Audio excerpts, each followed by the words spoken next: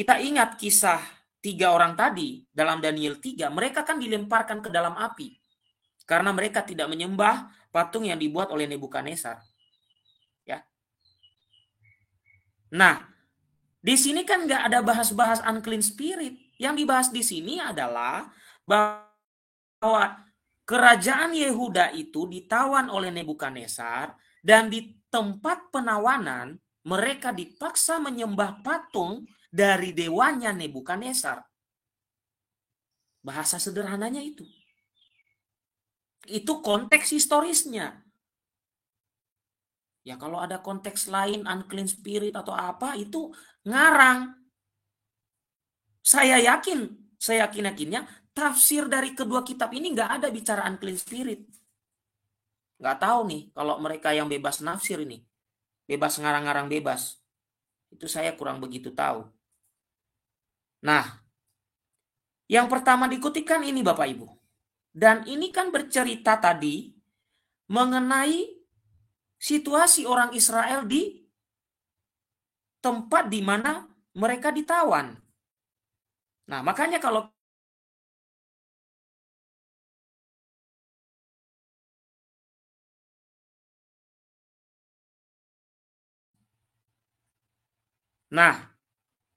ini perikopnya. Oke.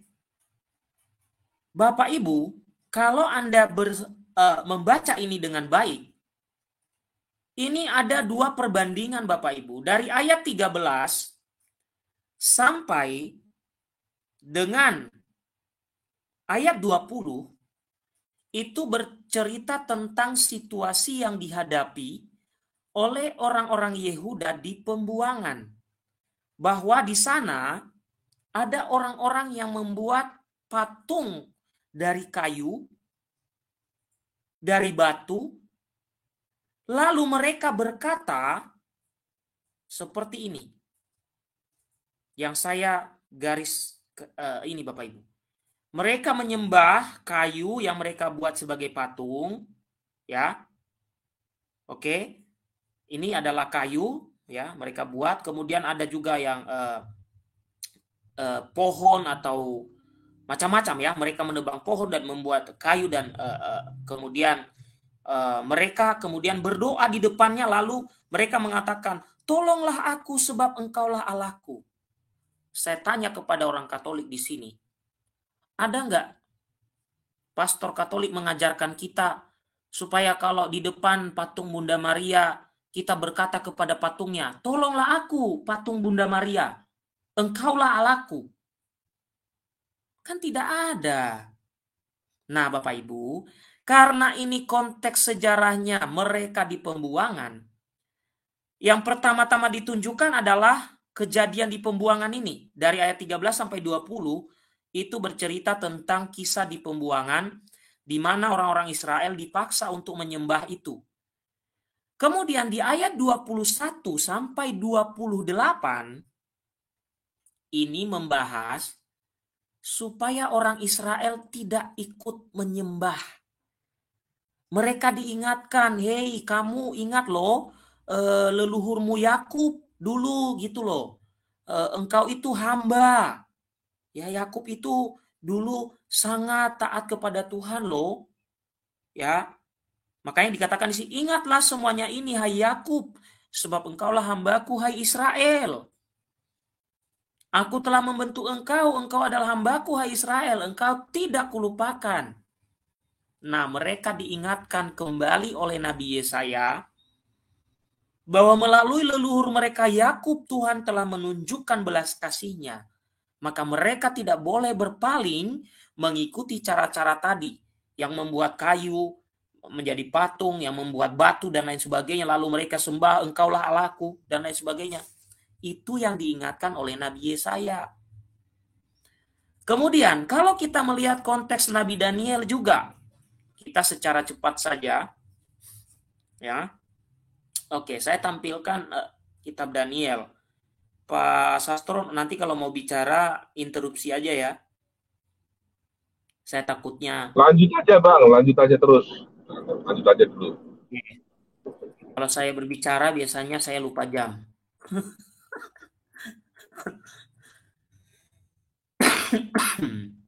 Oke, sorry Bapak Ibu ya kalau mengganggu batuk saya ya. Oke, kalau kita melihat ya konteks lagi nih, Daniel contohnya. Kalau Anda baca mengenai Nabi Daniel, kapan dia ada, kapan dia diutus, itu sama persis dengan pengutusan Nabi Yesaya. Dia diutus juga pada abad 7 sebelum Masehi di kerajaan Yehuda yang sedang ditawan. Di sini juga sama Bapak Ibu. Yang diceritakan Nebukadnezar membuat patung emas. Yang anehnya, kata Daniel Mananta, Nebukadnezar masuk ke ruang Maha Kudus yang katanya holy, holy, holy, holy, holy, holy, holy, holy. Ndasmu holy, holy. Di mana Nebukadnezar masuk ke tempat ruang Maha Kudus? Wong ini dibuat di tanah Babel kok. Di wilayah Babel. Gimana dia masuk ke ruang Maha Kudus? Emang di Babel ada bait Allah? Ya itu kebegoannya. Itu Bapak Ibu. Lalu dia mengatakan, Nebukadnezar ingin melihat seperti apa wajah Tuhannya orang Israel. Mana ada cerita itu di sini Bapak Ibu. Di seluruh kitab Nabi Daniel ini nggak ada omongan Daniel Mananta itu. Yang katanya Nebukadnezar ingin tahu bagaimana wajah Tuhannya orang Israel, maka dia membuat patung. Sebaliknya, justru Nebukadnezar itu membuat patung dewanya. Bukan dia karena dia ingin tahu wajah Tuhannya orang Israel lalu dia buat patung itu. Bukan itu. Nah ini kan kengauran-kengauran yang tadi yang katanya pendeta-pendeta itu mereka nggak luruskan itu. Itu salah Bapak Ibu. Nebukadnezar tidak pernah ingin tahu wajah Tuhannya orang Israel itu seperti apa. Maka dia membuat patung. Atau itu dijadikan alasan Nebukadnezar membuat patung. Tidak. Nebukadnezar membuat patung dewanya. Karena memang dia penyembah dewa-dewa lain. Dan dia buat itu di Babel. Bukan di Yerusalem. Bukan di Yehuda. Sehingga dia bisa masuk ke ruang Maha Kudus. Dan dikait-kaitkan oleh Daniel Mananta dengan kalimat-kalimat yang ngaur-ngaur itu. Coba Anda dengarkan nanti kalimatnya. Nebukadnezar masuk ke ruang Maha Kudus yang holy, holy, holy, holy. Nggak tahu tuh ngomong apa itu.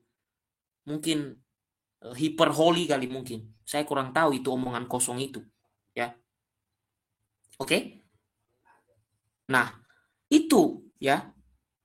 Sehingga itu kan menyampaikan informasi yang salah. Oke? Itu salah informasi itu. Jadi, ketika Nebukadnezar membuat patung, itu dibuatnya di Babel. Tidak ada bait Allah di sana. Dia tidak masuk ke ruang Maha Kudus di sana. Itu tidak ada. Itu karangan bebas yang bodong. Sorry, saya harus ngomong keras di sini. Nah, Bapak Ibu, coba lihat konteksnya. Ya, kita lihat nih. Kita baca beberapa saja. Raja Nebukadnezar membuat sebuah patung emas yang tingginya 60 hasta dan lebarnya 6 hasta yang didirikan di dataran Dura di wilayah Babel. Tidak ada bait suci di situ, di wilayah Babel. Ini di kerajaan Babilonia. Lalu dia mengundang, ya, saya tidak baca seluruhnya, dia mengundang penguasa-penguasa karena dia raja, ya, dia mengundang bupatinya kah, lurahnya kah, kepala desanya kah, dan lain sebagainya, RT RW-nya mungkin ya. Nah, lalu dia mengumpulkan mereka semua, lalu mereka meresmikan patung emas yang tingginya 60 hasta tadi. Mereka resmikan. Lalu kemudian Bapak Ibu, ya, diberikan titah oleh Nebukadnezar supaya semua, ya, semua baik itu tawanan maupun orang-orang yang ada di situ, masyarakat yang di bawah kerajaan Nebukadnezar itu harus menyembah kepada patung emas itu. Maka dikatakan di sini, siapa yang tidak sujud menyembah akan dicampakkan seketika itu juga ke dalam perapian yang menyala-nyala. Oke? Ingat Bapak Ibu, di sini selalu kata sujud diikuti kata menyembah.